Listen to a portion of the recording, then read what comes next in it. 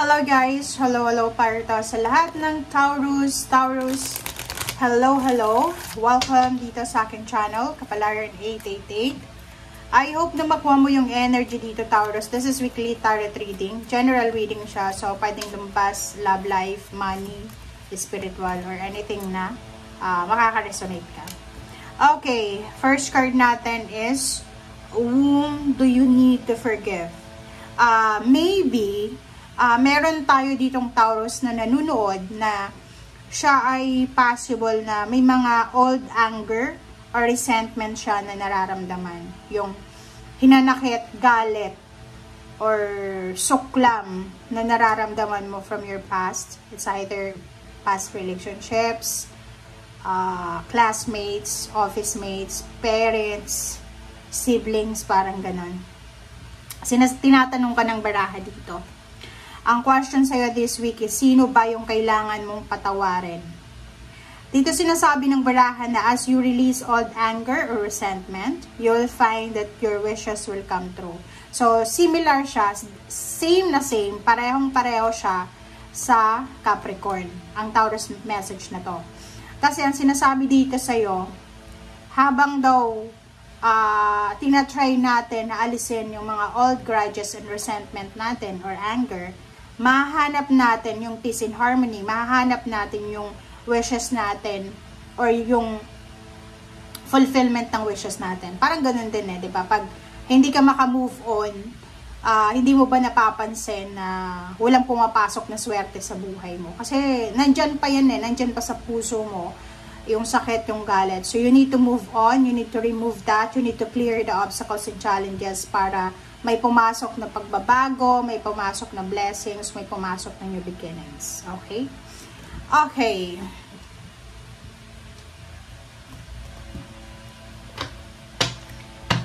Okay, Taurus.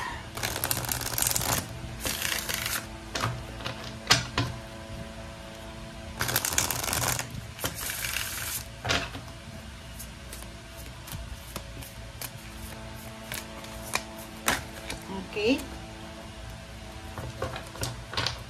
Taurus, High Council. High Council, Evolution, Information, and Potential. Yung High Council na to guys, para siyang High Priestess. Okay? So, sinasabi ng baraha sa'yo, or maybe High Priestess or Hierophant. Sinasabi ng baraha sa'yo dito na kailangan mag-evolve yung buhay mo. Hindi ka dapat nag-stay sa isang sitwasyon. Kaya nga, you need to move out from that toxic scarcity or stagnant situation, pain and heartaches. Kailangan i-welcome mo yung new beginnings. Next is information. Sinasabi ng baraha, connection siya. So, kung halimbawa for several months or years na parang feeling mo hopeless and helpless ka, yung connection mo ay sobrang stagnant, yung parang wala man lang na taong gustong tumulong sa'yo, yung parang walang information kang nakukuha na maganda na pwedeng makatulong sa'yo. Dito, you have potential. Okay? May potential na magsimula ka ng bagong buhay. May potential na blessings na paparating sa'yo.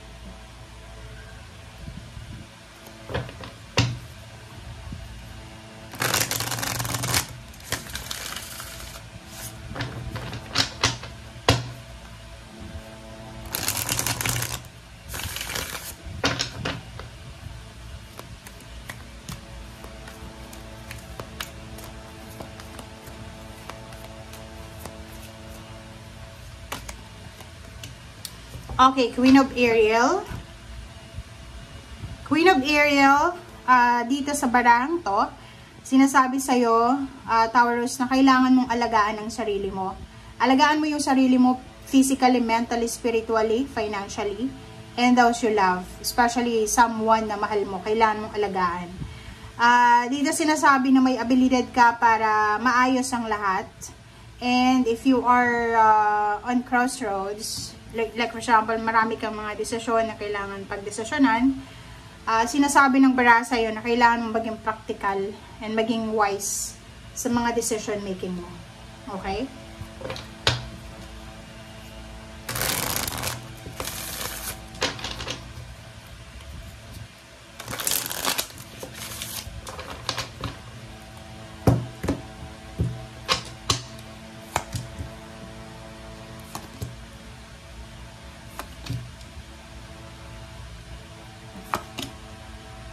Okay, so sa first 4 cards ng 1, 2, 3, 4th deck, sinasabi ng baraha sa'yo, merong 5 of Pentacles dito. So, maybe currently, or maybe yung past or current situation mo, wala kang pera.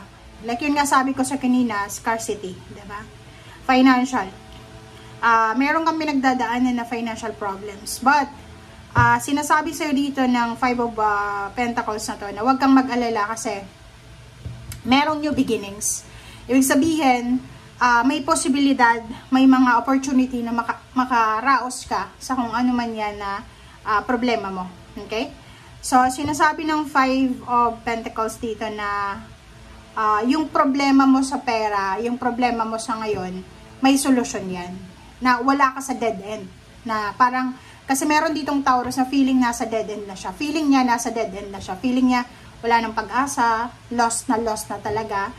Dito wag kang mag-alala kasi meron pang Chariot, meron pang 5 of Swords. So, ibig sabihin, wag mong isusuko yung pangarap mo sa buhay. Wag mong isuko kung ano yung nasimulan mo. Alam mo ba na ang isang tao, bago natin makamit yung success natin sa buhay, dadaan talaga tayo sa sobrang problema. Trials. Kasi itetest ng universe or ng ating Panginoon kung ano ba talaga yung kaya natin. So, kailangan mong maging positibo.